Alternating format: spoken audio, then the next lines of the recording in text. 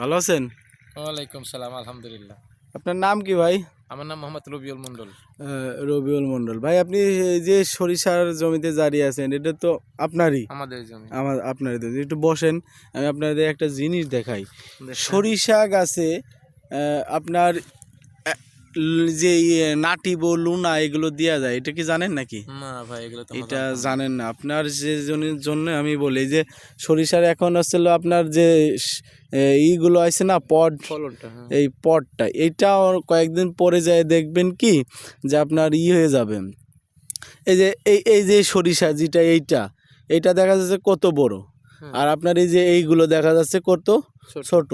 এটা হওয়ার কারণ কি যে এইটার ভিতরে ভালো মানে আপনার শক্তি পাইছে, এটা শক্তি পায়নি। এটা পুরো তা আপনি যখন লুনা বা নাটিবো যখন যে কোনো একটা যখন দেবেন না, এই যে যতগুলো পট আছে এই পটগুলো সব হচ্ছে একরকমের সমান হবে।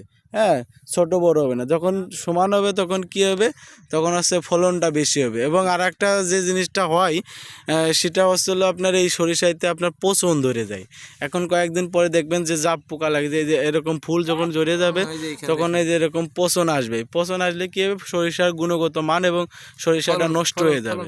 ঠিক আছে, এই জন্য আপনি এই সরিষার যখন মানে ফুল ঝরে যখন ফলে পরিণত হয়ে যাবে তখন আপনার এই দেখেন ম্যাক্সিমাম সরিষার কিন্তু আপনার ছোট। এই যে নিচের কয়েকটা সরিষা ভালো, আর এই উপরের সবগুলো কিন্তু ছোট। যদি আপনি এই জায়গায় লুনা এবং নাটিবে ব্যবহার করতেন তাহলে কি হইতো, আপনার এই সবগুলো ফল একরকমের সমান হতো। এতে আপনার বিঘাপতি ফলন বেশি হতো, এতে আপনার শস্যের যে উৎপাদন সেটা বেশি হতো।